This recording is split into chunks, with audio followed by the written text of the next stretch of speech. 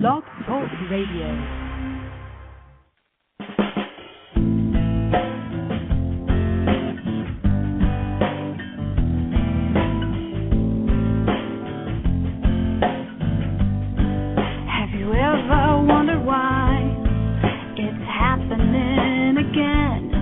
Welcome to MindShifters Radio with your co-host, the Forgiveness Doctor, Dr. Michael Ryce, and his wife Jeanie. Michael and Jeanie share with you the wisdom of the ancient Aramaic internal process of forgiveness.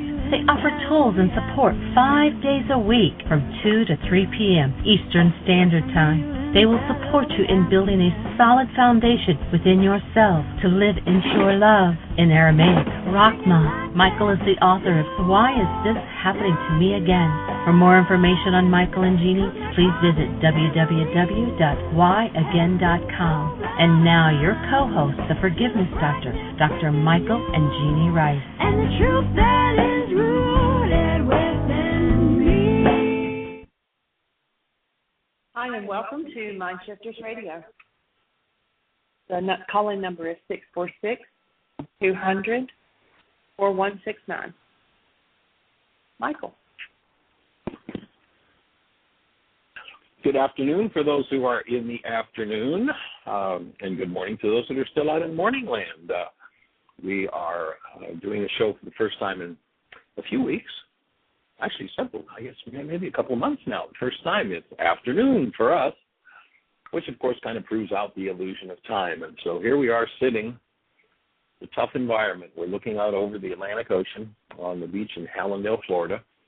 We're keynoting tonight at an alternative medical conference here in Hallandale Beach. And so thank you, Dr. Tim, for doing the show yesterday while we were in the air. Could not possibly get a cell signal, of course, way up there. You just don't get cell signals from that far away from a tower. Of course, there are some situations where they tell us that people did and called in from their cell phones, but of course that's a big question mark because it can't happen. But that's another story. So we are delighted to be back. Again, thanks to Dr. Tim for the show yesterday. And welcome to everyone. We are on day 25 today, I think, of celebrating Memorial Day.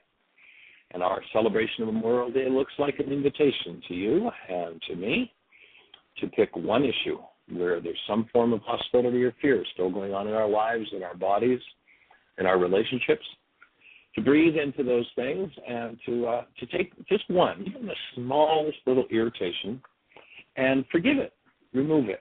And of course, when we're talking about forgiveness, in the context of the ancient Aramaic, it has nothing to do with, I'm going to let you off the hook because I'm an irritation. It has nothing to do with, I'm going to let you off the hook because I have fear or hostility. But rather, it's a tool for removing the fear and hostility, which has been quite purposely trained into us, and being restored to a human life. So is there an area in your life, I would offer the cause of war and the way we honor those who have been forced to kill or been killed, those who have been injured, maimed, emotionally scarred, who brought those scars home and passed them on to children, spouses, family members, and the culture in general, that we honor them, truly honor them, not with a party, but rather by doing our work. Let's join together and remove war from planet Earth. Now, there are going to be a lot of people who will be very disappointed because their billion dollar funds are going to go away. But that's okay.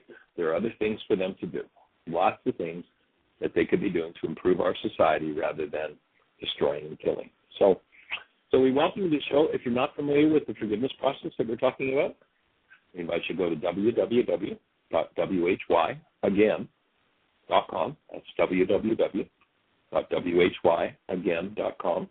That's our website. Jeanie is the webmaster. I guess we should call you the webmistress, right? And has built an awesome site, but on the right-hand side, you'll see a link that says download worksheets. The first 3 links in that process are, first of all, a new chapter 24 from my book, Explains Forgiveness from the Aramaic Perspective. How do you go inside and remove the hostility and fear? That's what forgiveness is about. Second link is a worksheet, step by step. Here's the technology. Here's how you do it. Third link is a recording of our show from back in February when a young lady named Pamela came on the show and was willing to walk through a worksheet. So there's a sample worksheet that's done verbally. You can download that MP3 and listen to that, as well as, of course, the rest of our archives. There's also on the website a place where you can do the worksheet live on the site. I'm not sure where that is. Download worksheets. Okay, it's under download worksheets. Maybe we can make that the fourth item in the list. And so all the technology is there. It's free. The book's free. We want to have you join us in learning, teaching, sharing the Aramaic process of forgiveness so that the hostility and fear that has become so rampant in the world is replaced by human life. What is human life? Well, if you've ever held a newborn child, you know exactly what human life is. Our culture teaches us pain, suffering, rage, grief, loss, in order to take us out of our human lives. One who teaches us that was called the Great Deceiver. And it's time for us to stop being deceived. You are, as you know when you hold a newborn, you are made of God stuff. You are made of the stuff called love. And that's what you're designed to live out. So that's what we're here to learn and to share and to support each other in doing. Gene, do we have any questions, comments? Nothing on the site. Call-in number if anybody would like to ask questions about anything we're doing. If there's any way we can support you in your process or in learning the tool of forgiveness, please call us. Our call-in number is 646-200-4169. We have David with us today? No? Okay. David was going to the VA today. So. Tim, any thoughts to share with us? Well, I was just the show yesterday, or I was looking at the book that I brought a quote from the Jim Stacy book into the show yesterday, talking about how it's all an inside job, and whenever I think someone outside of me has caused anything, that's a smoke and mirrors, that's a projection of the ego, and how you talk in your 4-hour audio CD about why is this happening to me again, about the importance of getting difficult or new or intense concepts from various angles, have different perspectives, whether it's the scientific or the theological or a different point of view. And so I was reading a passage from the Jim Stacy book where he basically is using different words to talk about holding the space of love for the other person, and using the definition for humility that you give, which is my ability to see the highest and best in another and then choose to cooperate only with that. And right. So he has a slightly different way of saying it, and I read a passage from that. And the essence of it is that instead of looking at this person as being a liar or being angry or having injured me in some way, instead to see the divine in another person as being bigger than that which is not in sync with the divine at that moment. And by doing so, I make space within myself for the other person's healing, and I cut them some slack, and I embody patience with the one who is in the human process of growing, healing, maturing, and hopefully learning to transform their own shadows. Yes. It's on, but it sounds just like your work from a slightly different perspective. And so that's what's been on my mind, is the idea of humility as a concept and the various ways to talk about holding the space of love for someone who happens to be trapped in the dream that they are not made from love. Right.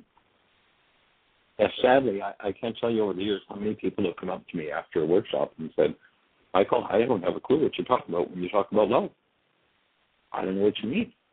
And it's really difficult to, if someone's been had their minds, especially from the very early stages of their lives, structured through hostility or fear, it's difficult to get a breakthrough to the experience of love.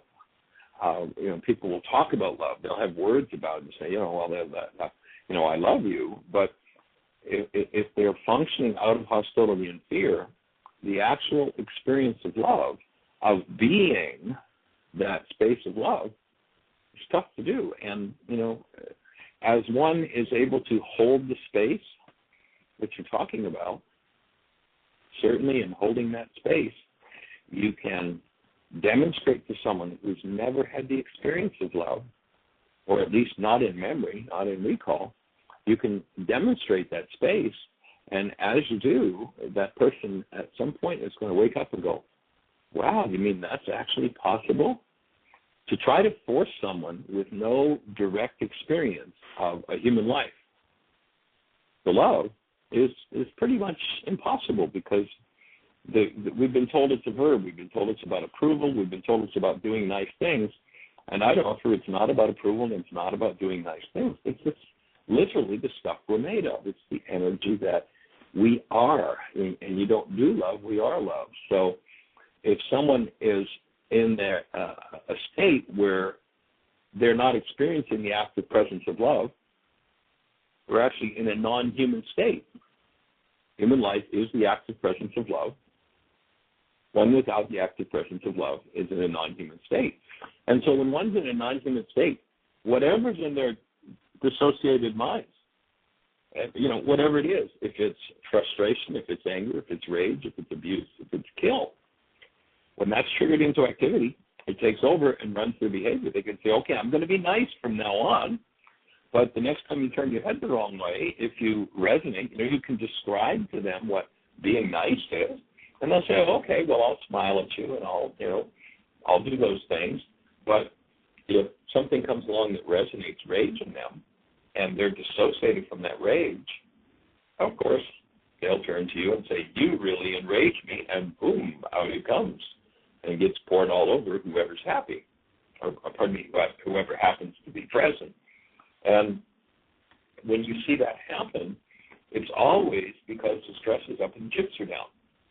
And when the stress is up and the chips are down, if we go back to the series that we did several weeks ago on codependence, and you could tap into the archives if you want to go back and look at the codependence work we did on the show. But when a person is in a state of non-being, love is not present, the stress is up and the chips are down, they pour out rage, and what we know is that person's power person, when they were in a state where they couldn't refuse the energy, usually a parent, not always, but because they were made out of the same rage, the same genetics, when that power person poured its rage on the child absorbs that energy, and until the child can disassemble and remove that energy, which is called forgiveness, that child is going to pour out whatever is resonated by that circumstance. And, the power of holding the space for that is that if love is actually conscious, active, and present, then what happens is it begins to dismantle the non-being behaviors.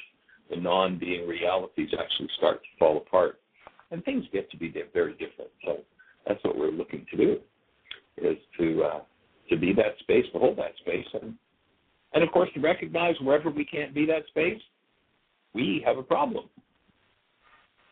And that is that we've given up our human lives. We lose something, we lose a person, we lose a relationship, and we go into all kinds of pain and trauma because that's what we've been taught to do. So this body-mind unit just spits out its pain and trauma, and when it's in pain and trauma, if we choose to forgive, we remove the pain and trauma, and we live as the active presence of love. And it's an awesome process to be able to do that. But whatever has not been forgiven is what's going to run us until we can go in with that tool. And so rather than I'm going to forgive you because you gave me the look and up came my rage, I'm going to apply forgiveness to my rage. If you give me the look and up comes my sadness, I'm going to apply forgiveness not to you, not to me, but to my sadness. If you give me the look and what comes up for me is rejection, then I'm going to apply forgiveness to my rejection. Rejection, fear, sadness, rage, guilt, pain, drama, trauma doesn't belong in human experience. All of those things are sin. And in the ancient Aramaic, the word sin is an archery term, simply means off the mark. So if I have an energy in me that's off the mark, it's destroying my tissue structure. Someone who understood the energy dynamics of that would say something like, The wages of sin is death. The result of putting an energy into tissue that doesn't belong there is you destroy the tissue. And as you forgive, you remove from the tissue what never belonged, and you step into a whole different world. So that's what we're here to do, folks. And if that sounds like a fantasy conversation, I anticipate, or I expect, and I request that you do not believe a word I've had to say. What I ask you to do, though, if there's any part of you that it appeals to, that it makes any sense to at all, get on the computer, jump on www.whyagain.com, right-hand side, click the link, download worksheets, and actually start doing worksheets. Forgiveness isn't something to know about, it's something to do. And so whatever you have not forgiven in your life that your power person did to you, when the stress is up and the chips are down, that's what you'll do to someone else. And so we can watch somebody that we admire that's actually had that experience, one who actually has a human life, and we can say, there you go. You speak words like this, then love is there. No, words don't constitute love. The presence of a human life does. And so we're looking to support each person being restored to the state of being, and then the behaviors will come out of that state of being. You can't give somebody a list of behaviors and work backward and achieve being out of that, but rather be restored. And how are you restored? Forgive everything that's unlike what your nature is. Would you be willing to entertain, no matter what's happening in your life, to actually live in your cellular structure with the awesome presence of love there? We're told in the ancient teachings, in love we live, move, and have our being. And that's the stuff we're made of. That's the underlying energy of the universe, and it's always available. And once you realize that, then, copying somebody else's behavior doesn't become very attractive. You actually come to the direct experience of who you are, and that's what the idea of the tools is to give us that experience and to remove all hostility and fear, returning to the state of love, whatever the circumstance. Any questions or thoughts? No phone calls? Well, our phone number, we'd love to have your question if you've been working with the tool and there's something about it that you'd like some refinement with, we'd love to hear from you. Our phone number is 646-200-4169. 646-200-4169. Call us. Ask a question about what we're talking about. And Michael, yes, the thing that comes up for me is, as you were talking about it, is how many years we've been conditioned to think of love in a certain way and to give God or the Creator human characteristics and human motivations. And I had a friend from high school who was trying to battle all of this and read one of my blog entries, which was just about your lectures. And the way I sign off my blog is that we come from love, we're made of love, we are love, everything else is false. And he was just struck by that and how he can't accept that because of the definition he's using for love. When people say God is love and God is everything, then he says, well, then everything that's bad in the world has to be part of God too. And so because of that definition and the way he conceptualizes it, it's got everything distorted and it's got him conflicted. And for me, it comes back to what you just said, which is to get out of the theory and to pick up the tools, whether it's your tools or somebody else's, that are actually available to help me remove anything that's less than that energy of love from my energy system and my mental reality structure, and then just observe what replaces it, what's there instead. Exactly. I'd be in 100% agreement with that. To try to force somebody to function as love that has no memory of tasting love is pretty impossible. And, being nice, being kind, saying and doing the right things to a friend or even to an enemy, that's not love. It's a state of being. And until we have that, it's kind of hard to function out of it. And that's where removing everything unlike it, and what has to show up is your human life. Everyone that's listening to this show right now, when you came out of the womb, somebody held you in their hands, and what an awesome presence of love. That's human life. We're told we're made in the image and likeness of the Creator. Well, there we are. That's the stuff we're made of.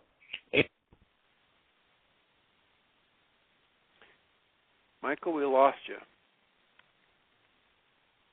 Are you there? Well, I hear nothing from Michael. Okay. Yeah, I think his headpiece must have just gone dead, so he is switching over. Are you there? Can you hear me? I'm here. I can hear Okay. you, Jeanie. Thank you. Okay, good. Also the chat room's acting kind of really weird, so any guests that are out there typing or whatever, I'm not real sure what that's about. It seems glitchy. It kicked me off and then put me right back in, so we apologize for the technical difficulties. It always makes life fun. I'm refreshing because mine seemed to have locked up too. So yeah, so it may be on Blog Talk's end that it's messing up. Yeah, actually, Michael just got totally kicked off the switchboard, so he's going to have to call back in. But anyway, he was talking about holding that newborn. We started off our workshops on the why is this happening to me again, asking people to describe that newborn. And everybody, no matter where we are, they always describe it as, beautiful and awesome and wonderful and peaceful. And then along the way, there's thumbprints put on us, and we start trying to do things to be what we think someone wants us to be approved of. And we forget who we really are, and we get overlaid with all of the fears and hostilities and the grief and the pain, and we forget what our very essence is. I love the story that Michael tells, and it's actually, I've got a lot of these little stories and things out on our website, but he tells about the rose and the butterfly, and that they meet and they fall in love and they have an awesome time, and then one day the butterfly flies away, and because the rose thinks that there's nothing greater than the love of that butterfly, it uproots itself to give chase. Well, a rose that uproots itself is going to die because it makes something else more important than staying connected to its source. And we forget what our source is, and we get disconnected and actually initiate our own death. So getting back to that connected state and realizing who we really are is so important. And the tools absolutely help to get things back in perspective. And Michael's back on. I am. Thank you. So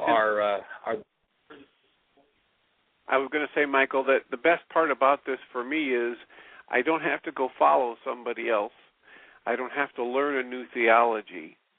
I don't have to create something. I just have to discover how to stay focused, keep my conscious awareness focused on the source of my creation and the energy that is giving me life. And that's what application of the tools actually does. That's the idea, is let's get back to it. And so we get structured with all kinds of aberrant realities, all kinds of crazy things, sadness, grief, loss, pain, trauma. I was talking with a woman recently, and she was talking to her son, and her son had been away for a couple of days, and she came back and was like, "Oh, do you miss me? Do you miss me?" And afterward we had a chat about it. It's like, well, is that a reality you really want to put into your son, this longing and missing? Is that support? Is that like human life for him? Oh, I never thought of it that way. If the energy doesn't support the child, especially living as the active presence of love, then they find it difficult to live as that love because they've been structured by the people around them with other realities.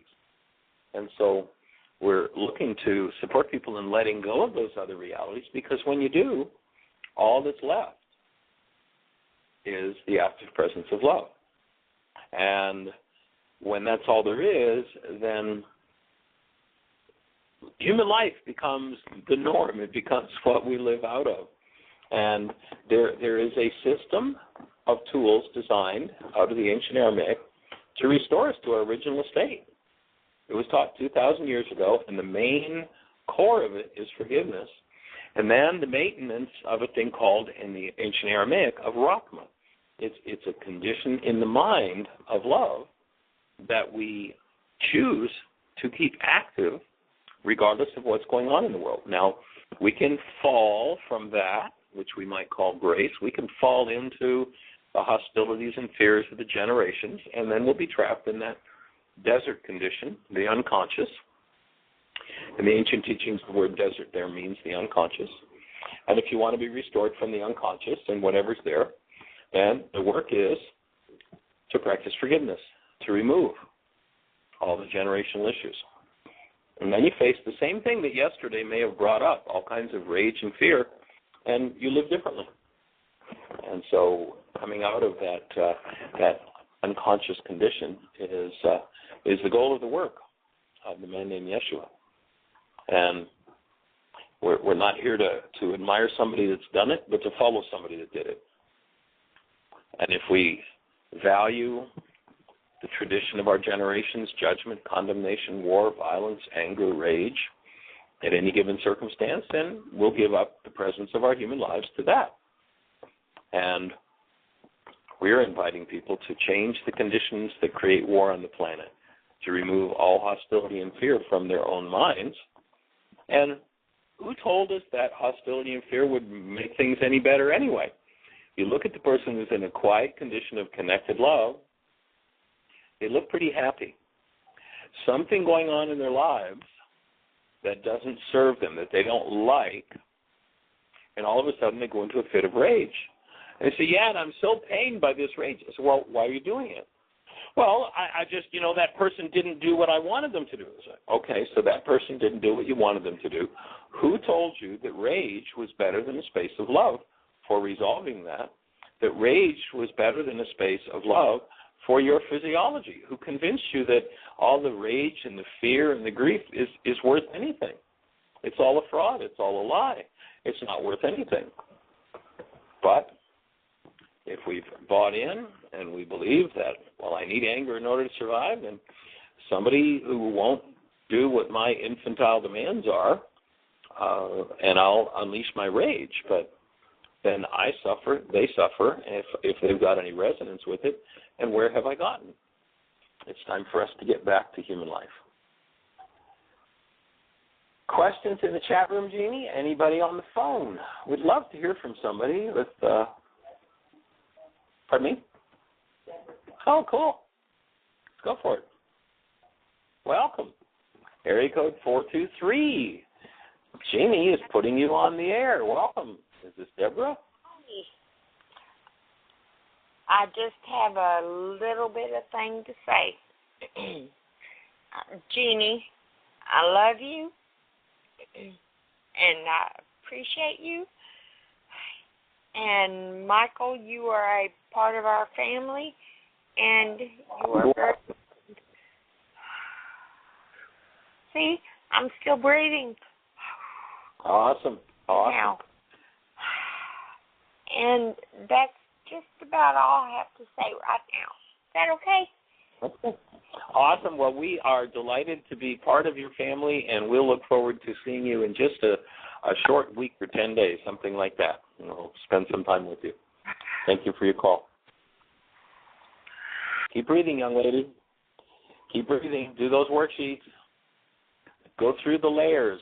You're facing things in your system that have perhaps been a long-standing tradition, and you may just be the one that heals that whole thing and brings the family, the whole part of the family that can suffer, out of suffering, out of Egypt, into your true state,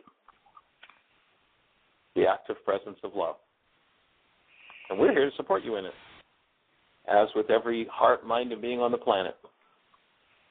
You go back to that statement that Isaiah gave us. If we were to actually do this work, what did he say would happen? He said, there will be the removal of national hatred, the overcoming of sorrow and death.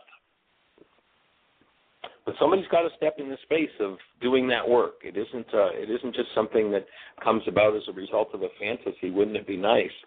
But literally, how would our culture look if national hatred were gone, if sorrow and death were disappeared from the earth? That's what Isaiah promises. And Yeshua is close on his tails with, okay, here's how to do it. You know, you look at Isaiah, and he knew exactly how the system worked. And he gives us a very powerful promise for a very simple, though not always easy, thing that we're going to have to do. And what he says is you're going to have to abandon all fear and hostility. And the result will be you get to live the human life you were designed to live, and we join you in doing that. We're here to support you in it. And, of course, we're learning that ourselves. If we're in captivity to grief, to loss, to pain, to war and violence, then this whole conversation sounds pretty insane. But once you start letting go of those things, the deep appeal of truth and love is just so awesome. So we'll see you in a few days, young lady. We thank you for your call.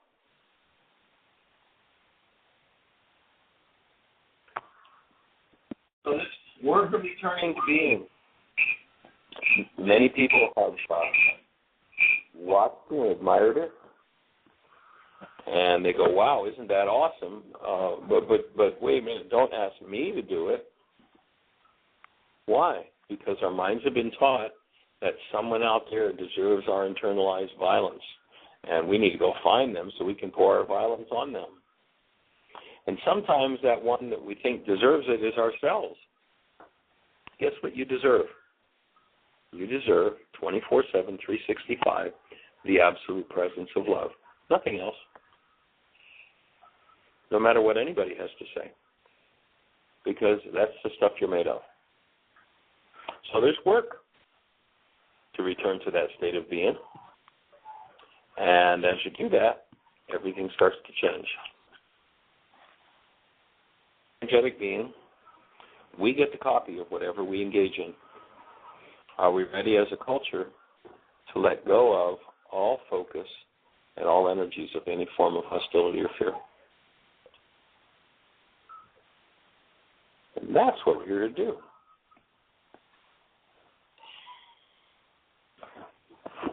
So, Jeanie, do we have any questions or thoughts? Just talking about the missing and lost just made me think of an email that I had gotten. The internet connection here is running really slow, but I think I've got it pulled up here. Someone had written to me, and they weren't familiar with the work or anything at all, but they said that they had been in a relationship with this guy, and there was no outward sign that anything was going to happen, but she was so focused on and in fear that he was going to leave her and that she was going to be alone. And she was feeling this pain and everything and the loss of the relationship, and nothing was actually happening yet. It was just all in her mind. But you might want to address that as how, you know, she could create it if she keeps on with that. Yeah, probably one of the greatest atrocities done to us as human beings down through the ages, and that we've bought into, is that we've had hidden from us the fact that we are by nature creators. You and I are creative beings. And that means that what we focus on, we set up and we create. You might remember the ancient teachings, the whole body of creatorship was reduced to a 3-word sentence. And what we were taught was, ask and you receive. And when we ask, we receive precisely what we've asked for, because that's how creatorship works. And if you don't like what you're receiving, then change your asking. And people go, well, yeah, but, you know, things are so terrible out there, I just have to stay with what I've got. Well, then you'll keep creating what you've got. How'd that old saying go? Keep thinking what you always thought, you're going to keep getting what you always got. You can't change your outcome if you don't change your input. Now, there's certain systems that want to control you and tell you that there's only certain input you can do. And, you know, the primary base of it's fear and hostility. I actually had a conversation with a gentleman a couple of days ago who's a psychologist. And Tim, you might find this interesting. And we were talking about the scriptural idea of love being our essence. And he shared with me how, well, when you read the scriptures, you have to balance all of that. And so the balance for that love is fear, and that fear is important. And then he went on to tell me about how important positive guilt was. It's like, the non-being mind wants to hold on to everything it's got. And I offered that guilt, in fact, energetically leads people to the behaviors. The guilt comes before the behavior. It doesn't follow the behavior. And it becomes one of the attractive energies that tends to keep people in behaviors that they will later say, I'm guilty for that. Well, I couldn't agree with you anymore, because if you've ever worked with anybody in an addictions process or any kind of an abusive situation, there's guilt all over the place. There's more guilt in a Catholic and a Jewish home than you'd ever need to, and yet it doesn't prevent people from doing the behaviors that then they feel guilty about. So I couldn't agree. I believe it actually attracts them to it. Absolutely. So we'll make sure you never do this. Look, if you do this, you'd be guilty. And now that there's been so much focus on whatever this is, people go out and say, well, I guess I'll do this and see what it's like. It's just kind of crazy. But, there's actually a psychologist telling me about positive guilt. And that's something that he uses to motivate his patients. It's like, well, you say you're a scripturally based psychologist. Why aren't you just using the original condition of a human life, love, in order to motivate people? Well, you have to balance it with fear. It's like, let's see now. The guy you say you're practicing your psychological, work after said the first law was love God, and that same guy repeatedly said, fear not, fear not, fear not, fear not. So you're wanting to balance love and by maintaining fear. It's like, sir, I'm sorry, but something has got you trapped. And I'd offer that what has one trapped who would do such a thing is the great deceiver. And that great deceiver has got all kinds of tricks to keep us out of the active presence of the love of God. Our relationship is designed to be with love. And if you look in the scriptures, God is love. That's what our relationship is designed for. The deceiver does everything possible to take us out of that relationship. That's all. It's really simple. When you take it out of that personal realm, it's really simple. Whatever's used to take us out of the relationship directly with love is of the deceiver. And the deceiver's got 1,000 stories about, well, we turn it around and we'll use the guilt positively. Excuse me, guilt takes us out of the active presence of love. We just broke relationship with love if we buy into guilt. So forgive your guilt, and you'll find that the behaviors that there's guilt about will disappear, because the guilt is the attractive feature. It's the very thing that describes people to it. And you go back and you hear someone who's in a world. Let's go back 2,000 years ago, and let's just look at this from a practical point of view. You go back 2,000 years ago. Here's a man who's made the journey to being, to the active presence of love. No matter what anybody does, he's hanging on to that. He's hanging out with the active presence of love. He will not condemn. He will not injure. He will not judge. Of course, many people are saying, well, yeah, he'll judge when he comes back, because those people are judgmental and want someone to verify their posture in life. Judgment does not support the active presence of love. So one who's made that journey, as the man Yeshua did, you hear him saying, there's so many things that I would say to you, but you cannot hear them. And they attempt to develop a language with which to teach others how to make the journey. But the words aren't the journey. Knowing about the words are not the journey. They describe the journey, but the words are not the work.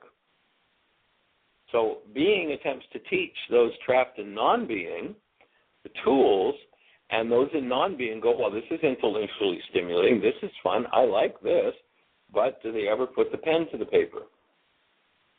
So if one is in captivity, honoring all the hostilities and fears, griefs and losses of the generations, imagine what it would be like to actually choose to throw those things out and return to love. And all of a sudden, a whole different possibility shows up. A whole different way of living shows up. And when we start to develop a language that's based in true being, we will have a language that supports us functioning as love. And if the right conditions are met, and we're kind of coming back full circle now, that is, if one person in the space has done the work and can hold to the active presence of love, others who live in hostility of fear will watch that and go, whoa, what's happening here? And those conditions where we observe if someone's living in hostility of fear, observes another who in the same circumstances actually living as love, those conditions just open such an awesome space. What a gift to give to people. So you, each and every one of you, has the power to transform lives simply by your presence. If you take the time to embody true being, simply by your presence. So there have been a lot of names given to this process of return to true being. Some of the descriptors, that have been used of the work of reclaiming your human beingness, love, and oftentimes, unfortunately, there have been people who have the words, they don't have the experience, so there's kind of a smug elite that gets set up who have beliefs about it but haven't actually done the work of returning to the direct experience of love. And those who are trapped in, the words about the experience but not having been there kind of flaunt, their position as a place of superiority, and it's actually a form of violence over others. And it can be used in a subtle way to put others down. And, of course, that's just the variation on the theme of what the non-being mind does.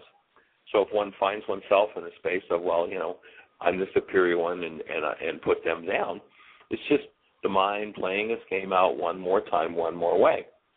And it's certainly an unfortunate and unintended effect of a conversation about doing the work, but those who hear the words about the work and talk all about it and describe it but never actually put the pen to the paper and do it, it creates another quality or another type of problem, another challenge. So, Jeanie, any callers? Comments in the chat room? Anybody saying anything exciting there? No? All is quiet on the Western Front. Okay. Well, Michael, I would offer that doing the process that you're outlining through whatever method, whether it's your worksheets or something else that removes anything that's less than love, has, by a number of different authors and teachers, been defined as the true meaning of being born again. Yes.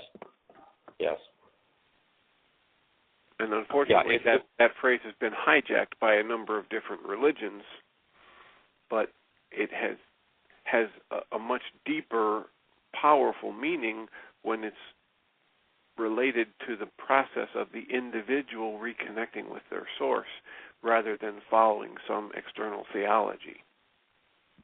Right. Yeah, I would be in absolute agreement with that. If one, if you recognize that we start out as the absolute active presence of love, that's our starting point as humans, and then we lose that active presence of love to hostility and fear, we're dead, literally dead. And when one awakens again to being by removing the hostility and fear, yes, that's the precise definition of being born again. It isn't about have you walked into the same belief system that I have. It's about have you done the work, and once you have that experience, you wake up again to, oh, that's right, I'm love. Oh, I could have been doing love all this time instead of this hostility and fear. And so otherwise the non-being mind will just make another game out of it. It'll be, Somebody who's been in therapy will look down their nose at others who've been in therapy, and it's just another way to do the put down. And that's how the non-being mind plays it. If any sort of put down, hostility, or fear comes into the game, then it's time for us to wake up. Well, and one of the benefits of this kind of work is that we don't have to play the game of, well, my religion's better than your religion or my church is better than yours, because I'm only focused on me. Yeah. And to me, the key also in that process is that, I don't know how many different sects of how many different, religions there are at this point, but there are hundreds, if not thousands. And oftentimes, before somebody will have a conversation with you, they'll want to know if you believe what their sect believes. And what I've found is if you get into that conversation, it's a slippery slope because there are so many different ones. Well, this one believes this shade of this idea this way, and somebody else believes that shade of that idea that way. And, you'll be cut off from fellowship or you'll be thrown out because you don't believe this shade. And so I've kind of come to the point in my conversation with people is I just don't get into those questions. I don't know. Here's what I know. Here's how forgiveness works. Here's what I know. Here's how you return to living an actual human life, the active presence of love. And from there, does the rest of it really matter? Because most of it was made up by humans anyway. And it was made up by humans. If you go back and look historically, you look at the lives of some of the humans who made those things up, and they are travesty, tragedy, horrible stuff. And that's okay. It's just here's a man who taught a tool to return to an actual human life. And yes, I think it would be accurate, Tim, to say that that's an accurate definition of what has been called born again. Now, do we live as love or don't we? It doesn't mean that we do some loving things because somebody had a conversation about here's how you show love. It's here's how you live love. And out of that come many of those generous, wonderful things that loving people do. And to offer a pathway back to the active presence of love for those who've been lost in some other form of hostility or fear is just an awesome thing to be able to do and to share with people.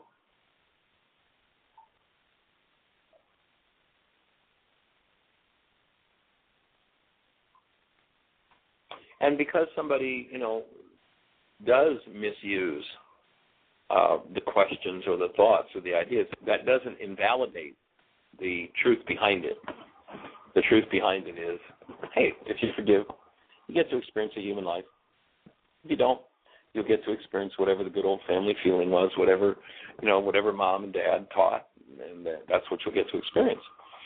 And if mom and dad taught some sort of subtle or gross put down or hostility or fear, then it's time to just be forgiving that and get back to a human life.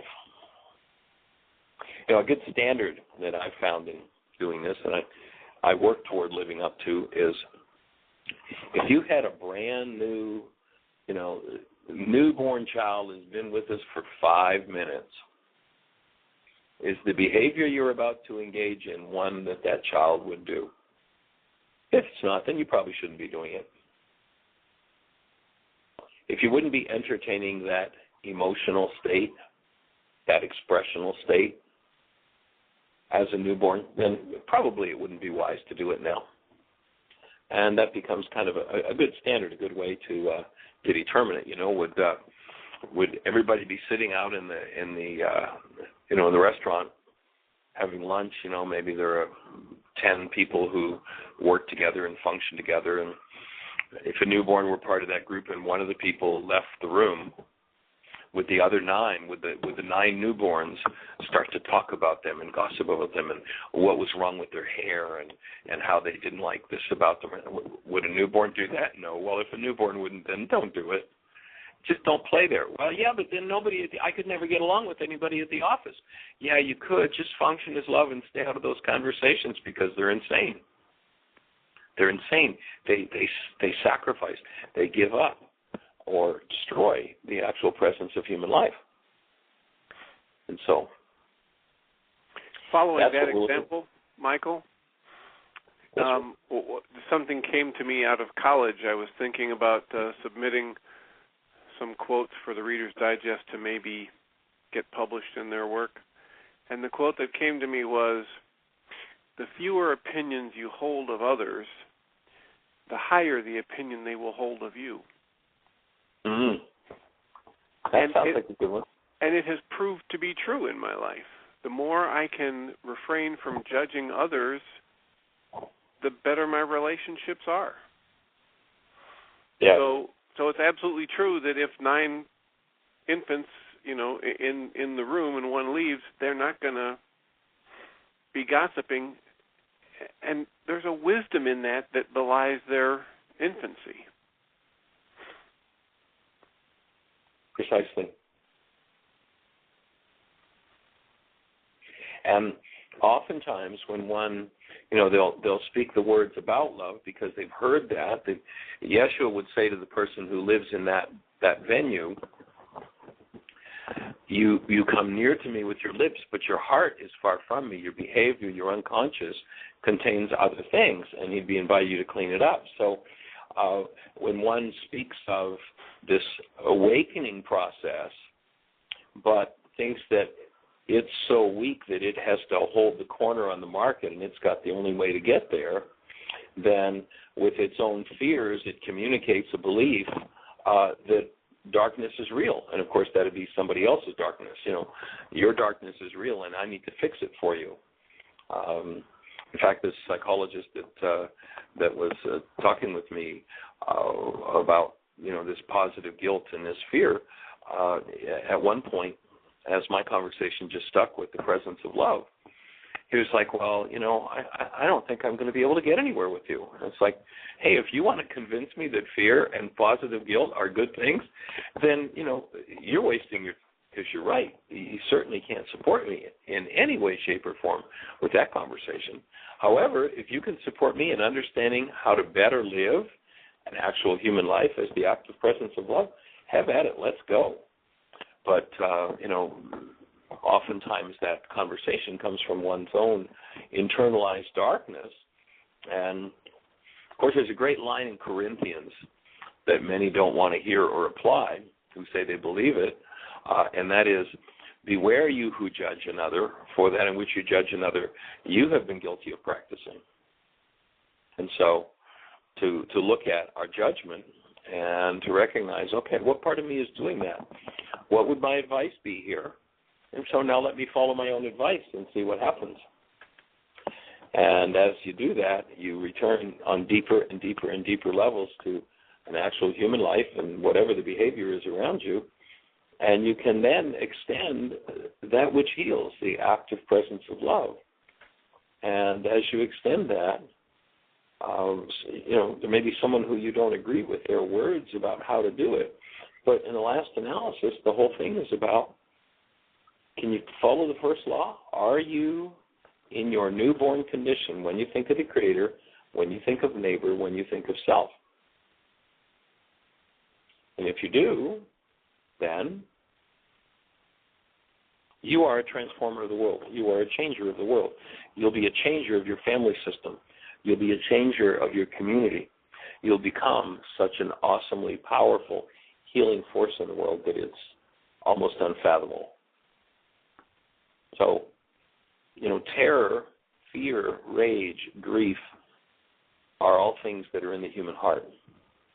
We must remove this from the heart, and that's the Aramaic definition of forgiveness. Otherwise, it's destroying the human heart, both physically and psychologically. And so the root of all terrorism is hatred, misunderstanding, and violence, all this terrorism going on in the world. And it's the misunderstanding and the hatred and the violence that's inside of our own hearts. And so as we start to wake up to that, something different happens. And that something different is love shows up. Love shows up, and that's what we're here to do. So when we go inside with the deep experience of the presence of love, we get to accomplish a result, and it is a work. There's a body of work to be done, It's not a belief system to be believed in, and the forgiveness tool is on the right side of the page, or pardon me, the home page on the website, the right-hand side, download worksheets.